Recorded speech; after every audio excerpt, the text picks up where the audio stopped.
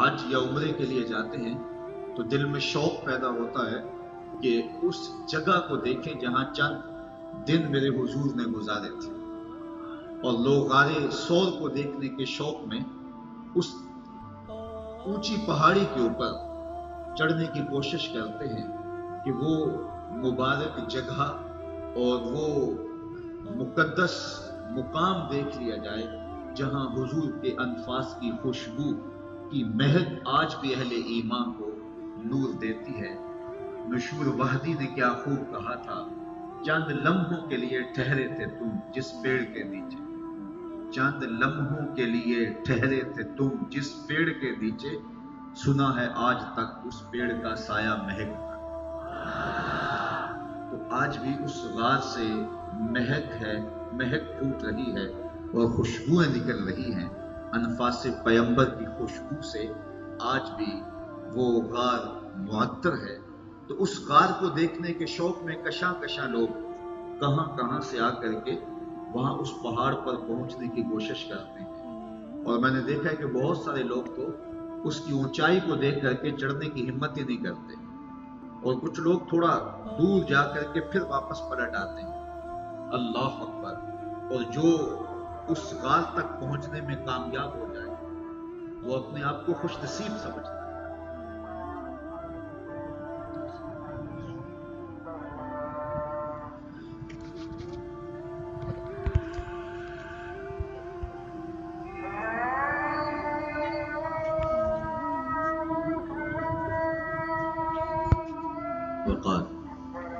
تو میں عرض کر رہا تھا کہ وہ بلند اور اونچا پہاڑ جہاں اپنے وجود کو لے کر کے پہنچ جانے والا اپنی قسمت پہ نازا ہوتا ہے اور وہ سمجھتا ہے کہ میں بڑا باہمت ہوں کہ یہاں تک چڑھ آیا ہوں، اور راستے میں کئی مرتبہ سانس بھی لیتا ہے۔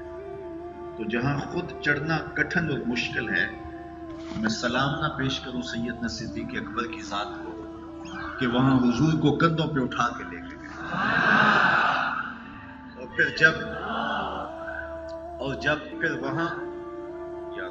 پھر وہاں جب غار کے دھانے کے قریب پہنچے تو پھر حضور علیہ السلام سے عرض گزار ہوتے ہیں کہ حضور آپ تھوڑی دیر باہر تشریف رکھیے تاکہ میں دیکھوں کہ غار کے اندر کوئی ایسی چیز نہ ہو جو آپ کو تکلیف پہنچائے۔ جا کے غار کو صاف کیا تو دیکھا کہ جا بجا سوراخ بنے ہوئے، تو ان سوراخوں کو بند کیا، اپنی قمیض پھاڑ لی اور اپنے امامے کو ان میں الجھ دیا، لیکن اس کے باوجود بھی ایک روایت کے مطابق دو سوراخ باقی رہے، تو ان میں اپنی ایڑیاں رکھ دی اور پھر حضور سے کہا جان عالم اندر تشریف لائیے، اور آقا کریم علیہ السلام کو اپنی گود میں لٹایا، اور سیدنا صدیق اکبر نے وہ لطف لیا کہ محبوب کریم کو اس خلوت میں جی بھر کے دیکھا۔ کسی نے کہا تھا کہ مچل رہی ہیں شوخیاں دیدائے نیم باز میں، مچل رہی ہیں شوخیاں دیدائے نیم باز میں، جاگ رہے ہیں پاسباں یار ہے خواب ناز میں۔ تو حضور علیہ السلام ان کی آغوش میں ہیں اور استراحت فرمانے لگے، اور سیدنا صدیق اکبر نے اپنی ایڑیاں ان سوراخوں میں رکھی ہیں۔ اب ایک موذی سانپ وہاں رہتا تھا، تو اس نے ہر سوراخ جب بند پایا تو پھر وہ اس سوراخ پہ آیا جہاں حضرت سیدنا صدیق اکبر رضی اللہ تعالیٰ عنہ کی ایڑی تھی، تو اس نے آپ کے پاؤں پر ڈنگ دیا۔ جب آپ کے پاؤں پہ ڈنگ مارا تو سانپ، اور پھر وہ بھی پہاڑی سانپ، تو اس کے اثرات سے آپ کو جو درد اور اس کا جو زہر بدن میں سرایت کرنے لگا، اس سے تو کپ کپا کے رہ جاتے، لیکن آپ نے اپنی ٹانگ کو جنبش نہیں ہونے دی، اس ڈر سے کہ کہیں حضور بیدار نہ ہو جائے، اور ایڑی کو پورے زور کے ساتھ دبا کے سانپ کا راستہ روکے رکھا، اور سانپ ڈنگ پہ ڈنگ لگا رہا ہے، اور سیدنا صدیق اکبر رضی اللہ تعالیٰ عنہ کو اپنے پاؤں کو جنبش نہیں آنے دیتے۔ اچانک پاؤں میں کانٹا چبھ جائے تو انسان اپنے وجود کو قائم نہیں رکھ پاتا، کپ کپا جاتا ہے. اور یہ سانپ، اور وہ بھی پہاڑی سانپ، ڈنگ پہ ڈنگ لگا رہا ہے. لیکن سیدنا صدیق اکبر رضی اللہ تعالیٰ عنہ اس ڈر سے کہ کہیں حضور کی نیند میں خلل نہ آئے، اپنی ٹانگ کو جنبش نہیں آنے دیتے. اللہ اکبر. وہ ڈنگ پہ ڈنگ لگاتا رہا، اور آپ کا دھیان اور توجہ اس کا راستہ روکنے میں اور اپنی ٹانگ کو جنبش نہ آنے پائے کہ حضور کی نیند میں خلل نہ ہو، اس طرف لگا رہا. اور بے اختیار آپ کی آنکھوں سے آنسو ڈھل پڑے، اور آقا کریم علیہ السلام کے رخسار پہ آنسو گرے. تو حضور بیدار ہوئے، اور بیدار ہوتے ہی آقا کریم نے فرمایا ما لکا یا ابا بکر، ابو بکر کیا ہوا؟ تو جب اچانک صورتحال ہو تو پھر انسان کسی سے جب مخاطبہ کرتا ہے تو اس کے القاب اسے یاد نہیں رہتے. اچانک صورتحال انسان کو القاب بھلا دیتی. آپ کے گھر کی ہمسائیگی کے اندر بہت بڑا شیخ الحدیث رہتا ہو، بہت بڑا عالم رہتا ہو، بہت بڑا معتبر شخص رہتا ہو، جس کا نام آپ القابات بیان کرنے کے بعد ہی لیتے ہو، لیکن آپ کے گھر میں کوئی مسئلہ ہو گیا، کوئی چور گھس آیا، کوئی آگ لگ گئی، تو آپ نے اس کو پکارنا ہوگا. تو کیا اس کے القابات سے اس کو پکاریں گے، یا اس کا جو مختصر نام ہوگا اس نام سے اس کو پکاریں گے؟ کیونکہ نازک صورتحال ہے، اور جب صورتحال نازک ہوتی ہے تو اس وقت لمبے القابات چھوڑ دیے جاتے ہیں. اس وقت صرف بمشکل نام ہی زبان پہ آتا ہے. لیکن ذرا محبت کی یہ انوکھی داستان بھی دیکھیے، پیار کا یہ عجیب رنگ بھی دیکھیے، صدیق اکبر کے عشق کا یہ انداز بھی دیکھیے.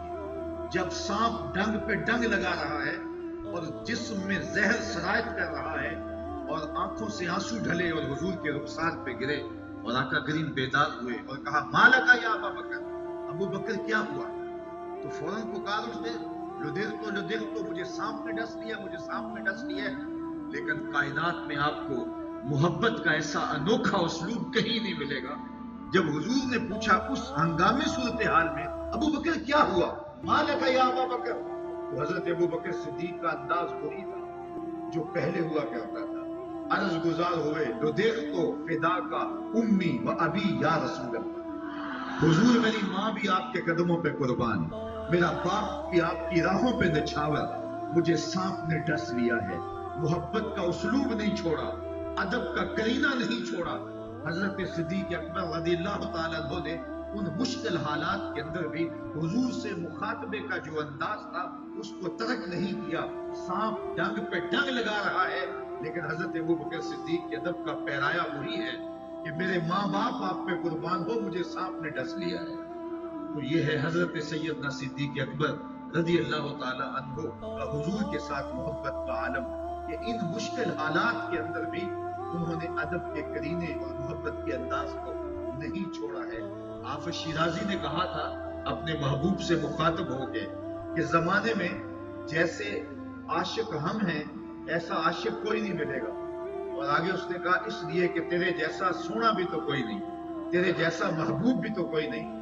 کائنات میں جیسے عشاق صحابہ پائے جاتے ہیں، یار آپ نے محبت کی انوکھی داستانیں سنی ہوں گی، لیکن کبھی ایسا نہیں سنا ہوگا کہ کسی محب نے لعاب پھینکا ہو اور کسی محبوب نے لعاب پھینکا ہو اور محب نے اس کو ہاتھوں پہ لے لیا ہو اور اپنے چہروں پہ ملا ہو. اللہ اکبر. اور محب کے ہاتھوں میں محبوب کا گرنے والا پانی کا وضو آیا ہو اور اس کو تبرک کے طور پہ بانٹا ہو. تو حافظ کہتا ہے کہ تیرے جیسا زمانے کے اندر محبوب بھی کوئی نہیں. اگر صحابہ جیسا ادب اور عشق زمانے میں نہیں پایا جا رہا تو حضور جیسا سونا بھی تو زمانے کے اندر کوئی نہیں.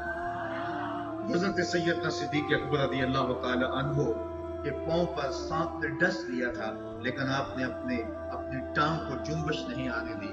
اور پھر جب از خود حضور بیدار ہوئے تو حضور کے پوچھنے پر ادب کا وہ کرینہ اور محبت کا وہ سلوک حضرت صدیق اکبر چھوڑتے نہیں ہیں، بلکہ کہتے ہیں لدغت فدا کا امی و ابی یا رسول اللہ، حضور میرے ماں باپ آپ پہ قربان ہوں، مجھے سانپ نے ڈس لیا ہے. پھر آقا کریم اپنا لعاب لگاتے ہیں اور درد جاتا رہتا ہے.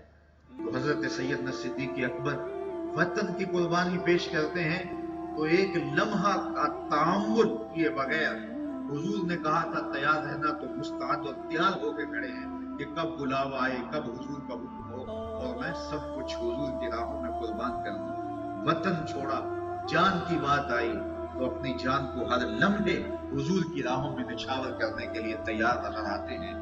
انسان کو اپنے مال سے بڑی محبت ہوتی ہے، مال بڑا پیارا ہوتا ہے، انسان محنتوں سے، خون پسینے کی کمائی سے اس کو حاصل کرتا ہے۔ اب آئیے حضرت سیدنا صدیق اکبر رضی اللہ تعالیٰ عنہ کی یہ قربانی بھی کائنات کے اندر ایک انوکھے انداز میں دیکھنے کو ملتی ہے کہ جب ایک غزوے میں حضور نے مال طلب کیا، ہوتا یہ تھا جب بھی حضور کوئی ایسا اعلان کرتے تو حضرت سیدنا صدیق اکبر سب سے آگے بڑھ جاتے۔ حضرت عمر رضی اللہ تعالیٰ عنہ فرماتے ہیں کہ میں خاصا خوشحال تھا اور میں نے سوچا کہ آج تو میں کسی کو اپنے سے آگے نہیں بڑھنے دوں گا، اور میں گھر کا آدھا مال لے آیا اور حضور کی خدمت میں پیش کر دیا۔ اور جب حضور نے دیکھا تو خوش ہوئے اور کہا کہ عمر گھر والوں کے لیے کیا چھوڑا ہے؟ تو میں نے کہا حضور جتنا لے آیا ہوں اتنا ہی اپنے اہل خانہ کے لیے چھوڑ آیا ہوں۔ تو آقا کریم خوش ہوئے، تحسین فرمائی، دعا کی۔ آقا کریم کے چہرے پہ آثار مسرت تھے۔ حضرت عمر کہتے تھے کہ میرے دل میں خیال آ رہا تھا کہ آج تو راہ خدا میں مال کو قربان کرنے والوں میں سب سے آگے اگلی صف میں میں ہی کھڑا نظر آؤں گا، لیکن تھوڑی دیر کے بعد حضرت ابوبکر صدیق حاضر خدمت ہوئے اور گھر کا سارا اثاثہ سمیٹ کے لائے اور حضور کے قدموں میں ڈال دیا۔ اور آقا کریم نے فرمایا ما ابقیت لأہلک یا ابا بکر، ابو بکر اپنے گھر والوں کے لیے کیا چھوڑا؟ تو سنو حضرت ابوبکر صدیق نے کیا جواب دیا۔ حضرت عمر تو سوچ رہے تھے کہ آج میں اپنے سے آگے کسی کو بڑھنے نہیں دوں گا، آدھا مال لے آیا ہوں، آدھا گھر والوں کے لیے چھوڑایا ہوں، اب یہ اپنا مال پیش کرتے ہیں تو حضور کا سوال ہوتا ہے ما ابقیت لأہلک یا ابا بکر، ابو بکر گھر والوں کے لیے کیا چھوڑا ہے؟ حضرت ابو بکر عرض گزار ہوتے ہیں ابقیت لہ اللہ و رسولہ، حضور میرے سامنے بھی آپ ہیں، میرے گھر میں بھی آپ بھی، میں گھر والوں کے لیے اللہ اس کے رسول